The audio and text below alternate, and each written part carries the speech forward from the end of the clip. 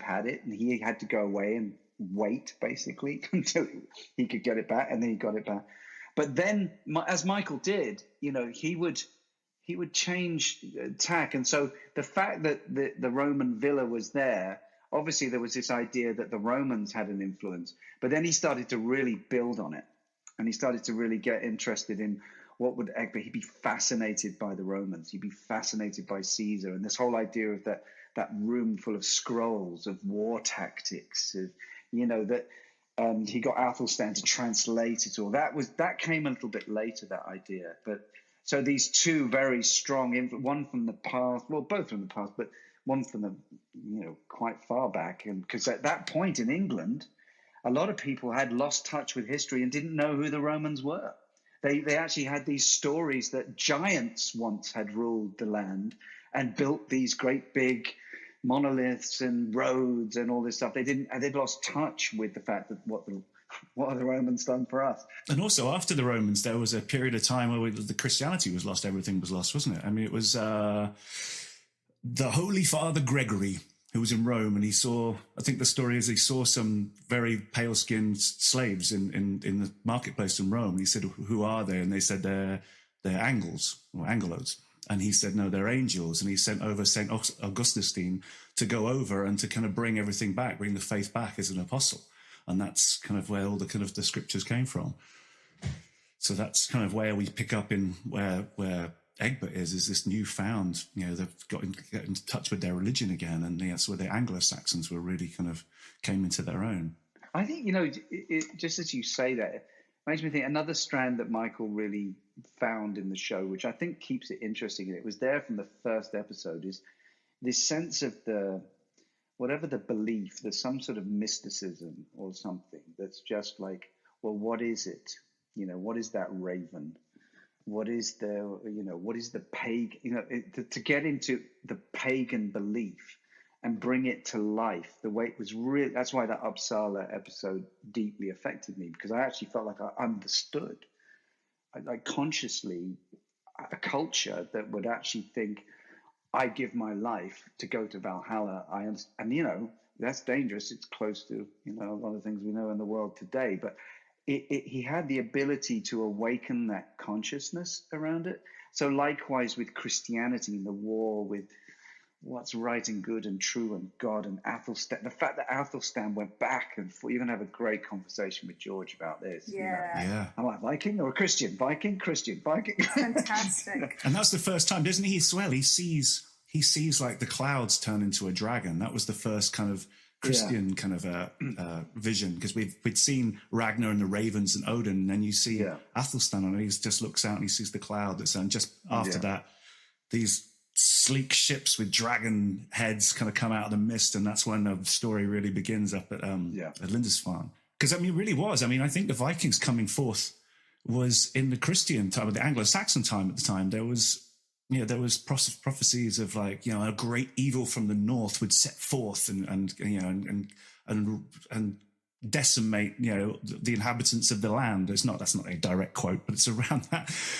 So when they did see these people coming, they really did think it was the end of the world. They thought this was it. These people from the north are coming. So it really was. They were terrified. And yet your character is the first person with knowledge comes power, and with all because in Francia they'd already met these Vikings before. Right.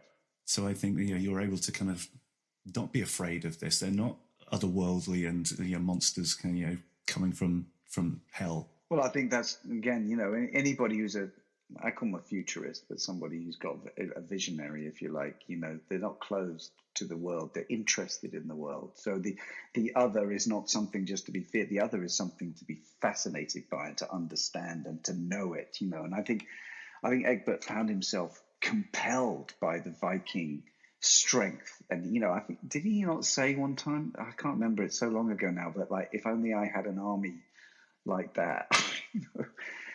And you guys captured it, because that was also, you remember that in that I think it is the Lindisfarne, when you first land there, and you've got a bunch of Saxon soldiers and these bunch of Vikings walk down the beach, and suddenly you have these two cultures meeting, and you just knew the Saxons don't have a chance. You just knew they did not have the same ethos and mentality and commitment, and you just knew they're gonna lose. I thought, he was like the little sheriff, wasn't he? He was like, I don't know what he would have been, but he was just this one little like, hello. Hello. You want to fight? I'm not sure it's a good idea. And that's the thing, because the Vikings, they'd been told stories about, was it the dragon Fafnir that Aslog always talks about? The dragon Fafnir would protect all of his treasure and not let anyone near it. And then they come and they've just got these like little monks that have just got all this gold and there's no one's protecting it at all. So it's like, well, just go and take it. It's the survival of the fittest. Linus, did you find it hard to shake the character of Egbert after playing it for so long? I mean, you've played long-term characters before, like in Law and Order, but after so many years with this character, were you ready to lay into bed? I don't actually, I'm not a method actor. It's not about like I'm living as King Egbert. What it took a little while to shake, not too long to be honest, because I think it was such a satisfying arc. And the fact that we knew and we talked about that my journey would complete in the same season as Ragnar's, and it was meant to be that. There was a chance that I could have gone on into the next season, but this actually didn't make sense, and we needed to keep that integrity. What was hard to let go of was the world, the people, the time, Ireland. I mean, it's my second home. I had this little house down in Dalkey, and I managed to have it for every year. I got the same place.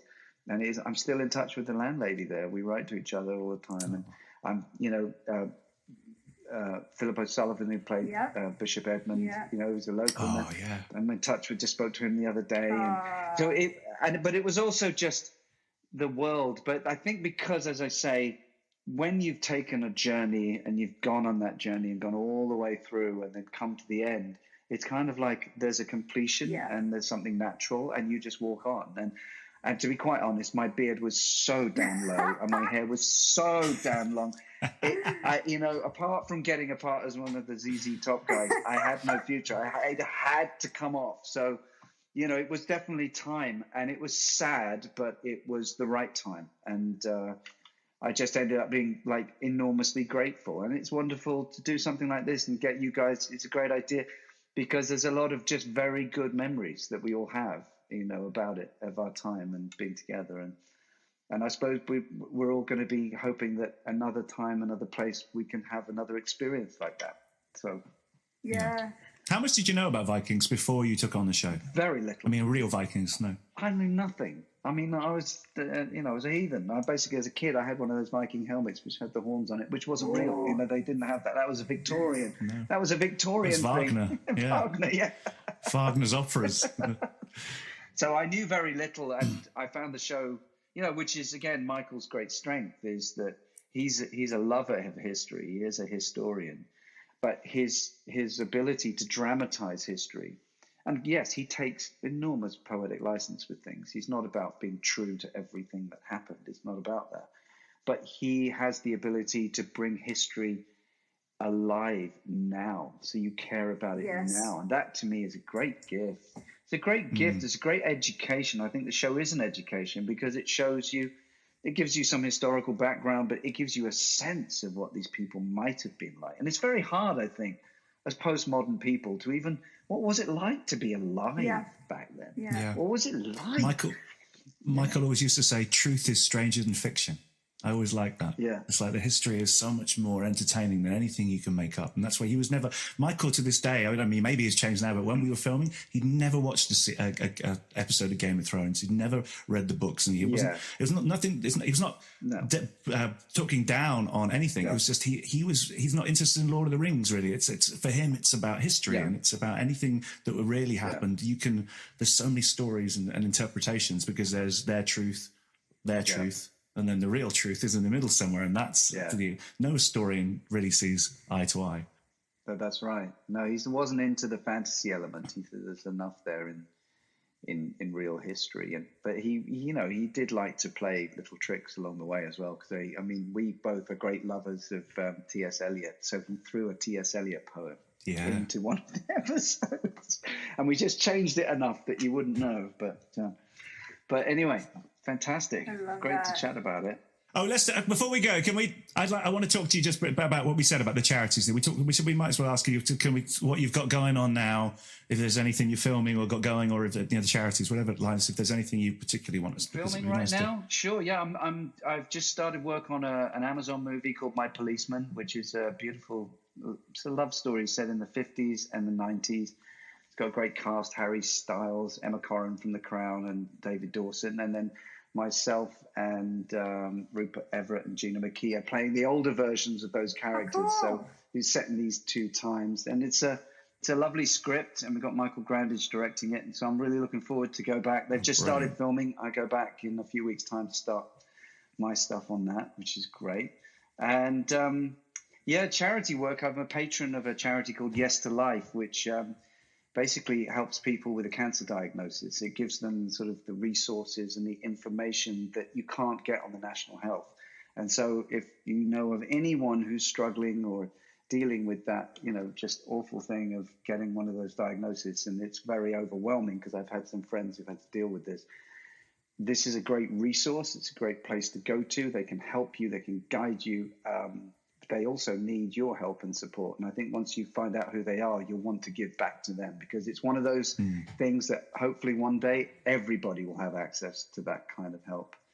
And the only other thing is I became a climate reality leader this year in the lockdown. I trained with Al Gore and the Climate Reality Project. So I'm a trained climate reality leader, which means I can give presentations. I just care very much about what's happening in the world right now. I know we all do. It's great. And I did my little bit with XR. I got arrested last year, went to jail. But I thought, well, I'll try that. Proper Viking. Yeah, that was kind of interesting event to do. But I feel in a way I'm better off doing the education side of it, and I'm getting involved in a few local things to help with the environment as well. But we've all got to do our bit and do what we can. We have. I was going to ask you, we want to ask everyone that comes on the show, what's the most Viking thing they think they've done in their life? If you were to get to the gates of the halls of Valhalla and Odin just stopped you and said, hang on a minute, what have you done? What's the most Viking thing you've done? Why do you think you deserve in there? If there's one thing in your life where you go, yeah, that was pretty Viking. Well, do you know what? You just got to go with what comes to mind, haven't you? I live in this very remote part in the Hudson Valley, which is very peaceful, very beautiful, and it's just idyllic. But people on the road have guns, and a neighbor a few houses away one day just really, I mean, I think it was almost like a small bomb went off, and I just went berserk, But I didn't go to the house, but I screamed like from my balcony. I said, "That is not cool." And do you know what? And then ate some mushrooms, and then but you know what? It's all gone quiet since then. It's gone really nice and quiet. So it worked. That was my most recent Viking moment. That is not cool. Brilliant. I love that. That is not cool. That's a T-shirt. Vikings fans, that is a T-shirt. That is not cool. King Egbert. Oh, Linus, you're amazing. It's so great to see your face again. It's great to see you guys too. Thanks for doing this. Thanks for inviting me. It's wonderful. And good luck with the rest of it. I look forward to seeing them or hearing them when they come out. Yeah, we love you so much. Ladies and gentlemen, Linus Roache, our Brett Walder of the show. He's king of all of England. He's king of all of us. King of all of Wessex. Amazing. Thanks, guys. Great having you. This is Vikcast. It's a Viking thing. With Clive Standen and Amy Bailey. Follow the Vikings on Vikcast Official.